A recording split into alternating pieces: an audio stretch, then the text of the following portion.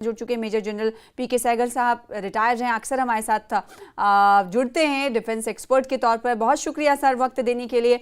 आपकी पहली प्रतिक्रिया चाहेंगे, राजौरी के डांगरी हमला मामला हो या फिर रियासी से वापस लौट रही बस, शिवखोड़ी मंदिर से वापस लौट रही यात्रियों की बस पर हमला मामला, इन दोनों मामले में मोस्ट वांटेड था अबू कताल, जिसे पाकिस्तान में ही धर दबोचा गया है, मार गिराया गया है। पहली प्रतिक्रिया आपकी जानना चाहेंगे।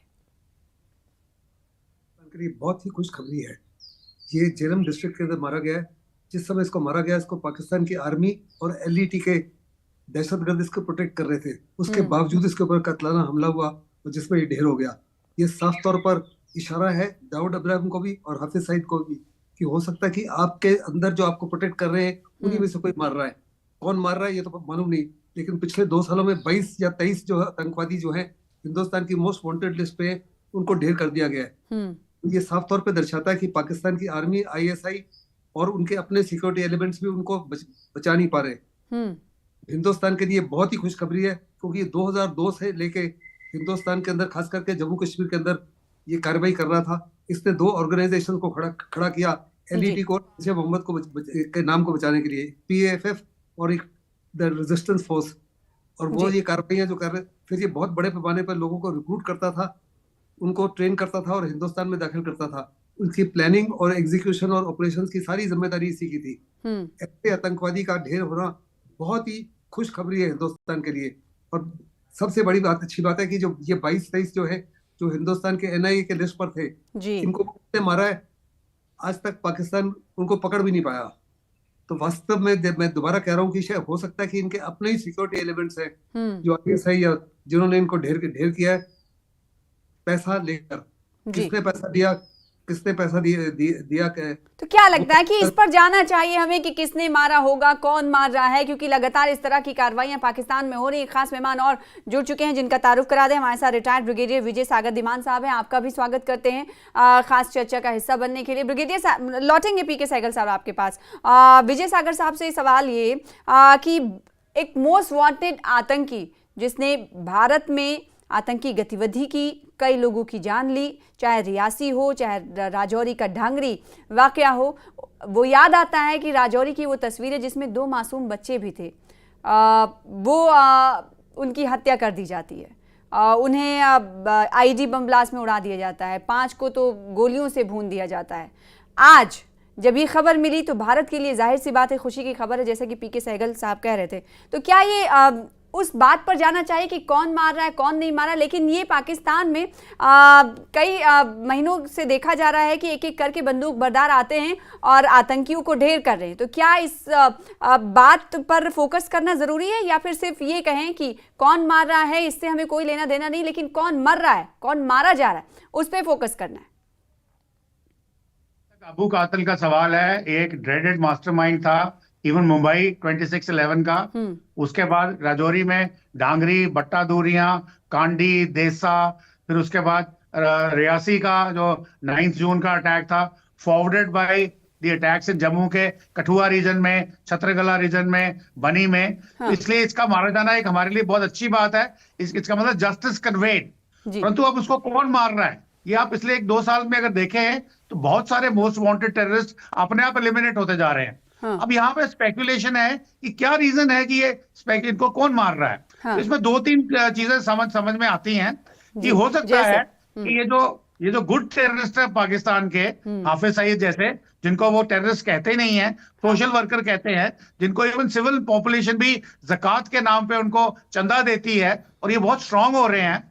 हो सकता है इनकी आपस में इंटर गैंग राइवलरी हो रही हो, और यही एक रीजन हो सकता है। दूसरा रीजन ये हो सकता है कि आईएसआई ने अब देखा कि भाई ये हमारे गुड टेररिस्ट थे, इनको हमने काफी काम में लाया, भारत के अगेंस्ट या दुनिया के दूसरे देशों के अगेंस्ट इनको इनसे काम करवाया, अब इनकी यूटिलिटी नहीं रह गई है, तो इनको एलिमिनेट कर दो। तो वो भी हो सकता है। तो इररिस्पेक्टिव ऑफ द फैक्ट कि वो किसने किया किसने नहीं किया, तो उससे हमें कोई मतलब नहीं है। और यहाँ एक चीज और भी आती है, एज यूजुअल पाकिस्तान ने इमीडिएटली स्टेटमेंट दे दी है कि ये जो किलिंग है ये भारत की रॉ ने करवाई है। मैं तो ये कहता हूं कि अगर भारत की रॉ ये काम करवाती है तो हमसे ज्यादा खुश आदमी और कोई नहीं होगा, क्योंकि हमारी जो विडंबना ये है कि कुछ साल पहले, कुछ दशक पहले रादर, एक हमारे प्रधानमंत्री आए, उन्होंने आते ही रॉ को डिसबैंड कर दिया। जी। अब देखिए, रॉ को दोबारा से रेज करने के लिए अगर प्रधानमंत्री मोदी ने किया है या किसी और ने किया है, तो ये नहीं कि आपने पैसा फेंका तो एक इंटेलिजेंस एजेंसी तैयार होगी। अपने जो लिंक्स होते हैं, इनके जो सोर्सेज होते हैं, उनको कल्टीवेट करने में 20-20 साल लग जाते हैं। तो मुझे नहीं लगता ये रॉ के पास इतनी पावर आई है या इतनी ताकत आई है। हालांकि रॉ को बलूचिस्तान में भी बोला जाता है, जाधव को भी बोला जा रहा था कि ये रॉ का एजेंट था, और ये हुआ है। और अगर रॉ के द्वारा हुआ है तो हम बहुत खुश हैं। ऐसे एक टेररिस्ट को, जो उसको एक बिफिटिंग एंड मिलना चाहिए था, वो मिल गया है। लेकिन ये तो है कि लश्कर को सबसे बड़ा झटका मिला है कि राइट हैंड हाफिज सईद का माना जाता था। पीके सहगल साहब भी हमारे साथ जुड़े हुए हैं। ऐसे में जो आतंकी गतिविधियां हैं, क्या वो अब दूसरी तरीके से शिफ्ट करने की कोशिश की जाएगी? क्योंकि जब भी हम देखते हैं पीके सहगल साहब कि अगर एक मारा जाता है तो दूसरों को खड़ा करने की कोशिश होती है। एक कहावत है, king is dead, long live the king. जैसे एक आतंकी मारा गया, उसके बाद कई और आतंकी खड़े हो जाते हैं। ये बेसिकली जब तक एलईटी, जैश ए मोहम्मद, हिजबुल मुजाहिदीन वगैरह, ये आतंकवादी कुछ जो जिंदा हैं, इतने बड़े पैमाने पर लोगों को रिक्रूट कर रहे हैं, कुछ ना कुछ और खड़े हो जाते हैं। मैं पिछले वक्ता से सहमत हूँ कि हो सकता है इंटरनल रिफ्ट हो सकता है इनको खुद ही इनकी यूटिलिटी खत्म हो गई, इनको खत्म किया गया। लेकिन बड़ा इंपॉर्टेंट बात है कि पाकिस्तान की आईएसआई जो है, पाकिस्तान को बड़ा क्या कहते हैं, एक फख्र है कि दुनिया की टॉप इंटेलिजेंस एजेंसी में है। सब पहले मोसाद है, मोसाद के बाद में कहा जा रहा है CIA, KGB, फिर MI5, MI6 यूके का, उसके बाद ISI आता है। अगर ISI और पाकिस्तान की आर्मी कहती है या पाकिस्तान की डिस्पेंसेशन कहती है कि हिंदुस्तान का रॉ कर रहा है, तो क्या बात है कि ISI इसके बावजूद कि दुनिया की टॉप एजेंसीज में वो पता नहीं लगा सकी, आज तक एक भी रॉ एजेंट को पकड़ नहीं सकी। ऐसे में पाकिस्तान की बातचीत कौन मानेगा? क्योंकि अगर हिंदुस्तान ये कर रहा है और पिछले 2-3 साल से इस माफी की कार्रवाई कर रहा है या करवा रहा है, तो क्यों नहीं ISI ने एक को भी पकड़ा? या ISI के लिए बहुत बड़ा धब्बा है। इट्स क्लियरली इंडिकेटिव कि ISI वास्तव में उतनी काबिल नहीं है जितना कि बनाने की कोशिश कर रही है। तो वो तो इन्हें मानते ही नहीं ना, पीके सहगल साहब, आतंकी तो मानते ही नहीं है ना, तो सोशल एक्टिविस्ट इन्हें मानते हैं, जैसा कि अभी कुछ देर पहले धीमान साहब कह रहे थे। आप बिल्कुल सही कह रहे हैं, सही कह रहे हो। लेकिन जैसे कि मैंने कहा, जब ये मारा गया जेल डिस्ट्रिक्ट के अंदर, उस समय बड़े पैमाने पर इसको पाकिस्तान की आर्मी, पाकिस्तान की ISI और LET के जो बाकी आतंकवादी है, इसको हर प्रकार की सिक्योरिटी प्रोवाइड कर रहे थे। उसके बावजूद शाम को 7, 7:30, 8 बजे के बीच में इसके ऊपर हमला हुआ। इसके ऊपर 7 से 15 गोलियां फायर की गई। ये और इसके साथ एक और आतंकी मारा गया। इसके बावजूद की तो इसको इतनी बड़े पैमाने पर प्रोटेक्ट किया गया था। ये साफ तौर पर दर्शाता है कि इनके आतंकियों के दिन जो है वो लिमिटेड है, सीमित है, और अगला टारगेट जो हो सकता है हाफिज सईद खुद होगा या दाऊद इब्राहिम होगा। उनको भी बड़ी जबरदस्त चिंता है कि उनकी यूटिलिटी भी पाकिस्तान के लिए खत्म हो चुकी है। दुनिया का जबरदस्त प्रेशर है, डोनाल्ड ट्रम्प का भी प्रेशर होगा कि इनको जस्टिस के सामने लाया जाए। इसलिए ये दर्शाने के लिए, क्योंकि इसलिए हम ऐसा कह रहे हैं क्योंकि अब पाकिस्तान में जो स्थिति है इस वक्त, परिदृश्य की अगर बात करें तो कुछ ऐसी ही नजर आती है।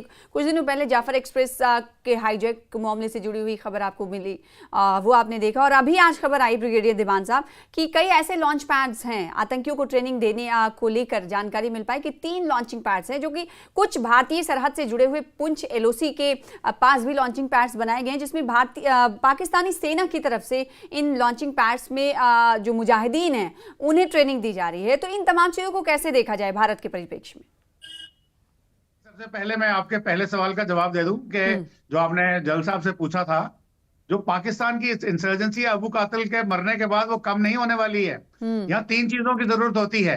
एक होती है पैसा, दूसरी होती है मैन पावर, और तीसरी होती है सपोर्ट। जहां तक ISI का सवाल है, मैन पावर की कोई कमी नहीं है। एक आदमी मर गया, दूसरा टेक ओवर कर लेगा। पैसों का जो सवाल है, जो पाकिस्तान का जो नार्को बजट है, वो पाकिस्तान की GDP या पाकिस्तान के नेशनल बजट में नहीं आता है।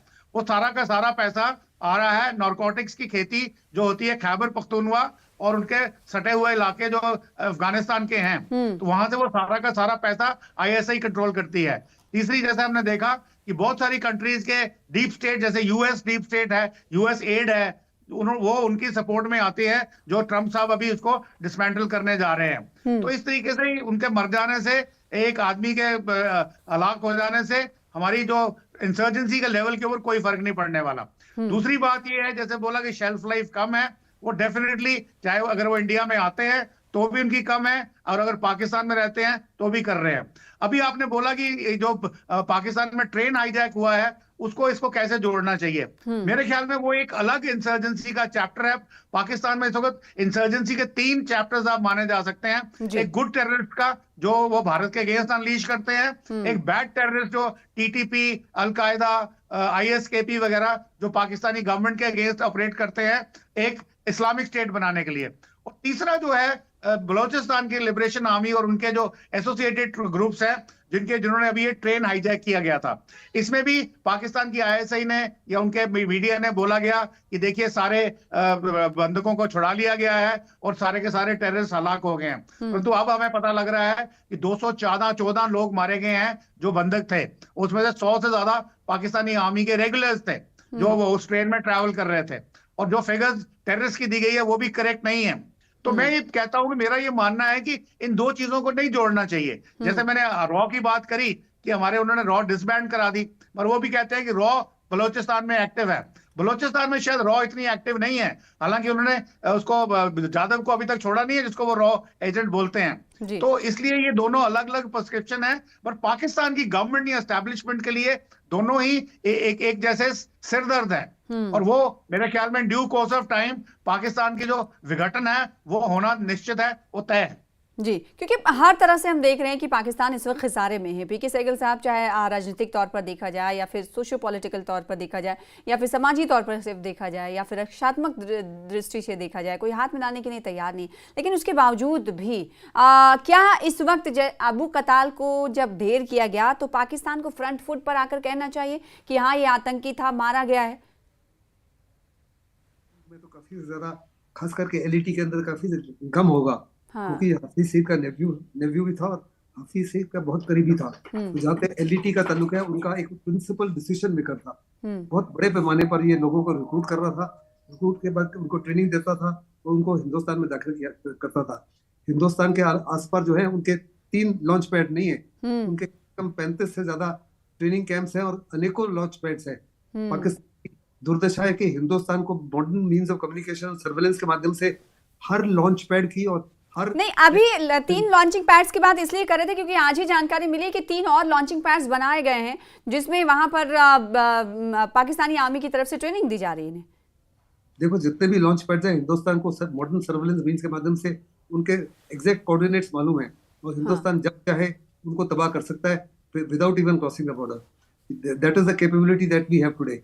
लेकिन पाकिस्तान आए दिन कोशिश करता है हिंदुस्तान को बर्बाद करने के लिए, जान का नुकसान करने के लिए, माल का नुकसान करने के लिए। ड्रोन्स के माध्यम से असला भेजता है, फेक करेंसी भेजता है, ड्रग्स भेजता है, वेपन्स भेजता है और आतंकवादियों को घुसपैठ करने की कोशिश करता है। नॉर्थ ईस्ट में भी इस बात की कोशिश हो रही है, म्यांमार के माध्यम से, बांग्लादेश के माध्यम से।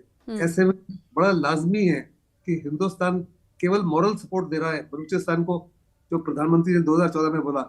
इसके अलावा इकोनॉमिक सपोर्ट, पॉलिटिकल सपोर्ट भी दी जाए।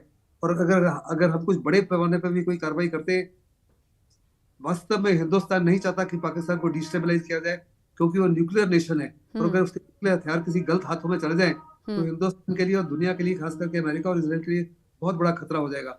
ऐसे में हम नहीं चाहते, लेकिन पाकिस्तान जिस माफी की कार्रवाइयां कर रहा है वास्तव में पाकिस्तान के टुकड़े होना तो लाजमी है।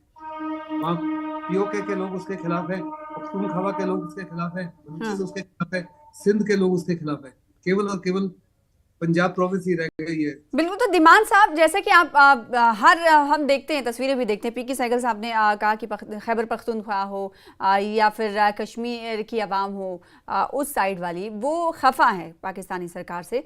और तो क्या ये नहीं लगता आपको कि इस तरह के जो हमले हो रहे हैं, मौत के घाट आतंकियों को उतारा जा रहा है? और पिछले दिनों यहाँ पर यह भी कोट करना बहुत ज़रूरी है कि भारतीय राजदूत ने यूएन में पाकिस्तान को लताड़ा था, फटकार लगाई थी और कहा था कि आपकी जो मंशा है और जो सोच है वो कट्टरवादी है और जग जाहिर है। तो क्या आपको नहीं लगता कि पाकिस्तान को जब कोई आतंकी ढेर किया जाता है या मारा जाता है तो उसको ये देखना चाहिए कि ये कहाँ मोस्ट वांटेड था, मारा गया, क्योंकि वो खुद झेल रहे होते, लेकिन फिर भी इस तरह का स्टेटमेंट उनकी तरफ से नहीं आता है।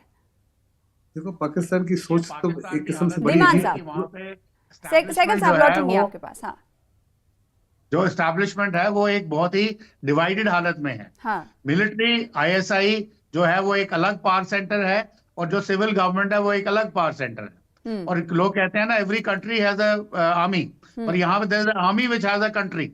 अब उसमें सिचुएशन ये है कि कौन किसकी बात माने। अगर ये कश्मीर का मुद्दा छोड़ दिया जाए, भारत से एनिमोसिटी खत्म कर दी जाए, तो पाकिस्तानी आर्मी का वजूद खत्म हो जाता था।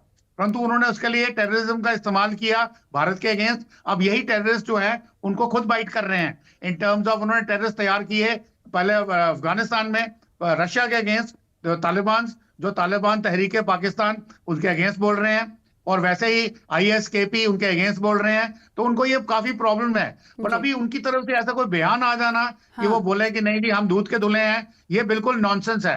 वो अब हर वर्ल्ड के फोरम पे जहां मौका मिलता है वहां इस इशू को उठाते हैं, और भारत उसका रिबटल देता है। और आज की डेट में सिचुएशन ये है कि whole world knows what the truth is. और जहां तक पाकिस्तान दुनिया को पता है कि जो पाकिस्तान की सच्चाई क्या है, लेकिन पाकिस्तान, और ये भी मालूम है कि पाकिस्तान खुद ही ठगा जाता है, लेकिन फिर भी हालात सुधारने को तैयार पाकिस्तान नहीं है, ये कहना गलत नहीं होगा। बहुत शुक्रिया पीके सहगल साहब, धीमान साहब जुड़ने के लिए और अपनी अपनी राय प्रतिक्रिया इस हवाले से देने के लिए। फिलहाल छोटे से ब्रेक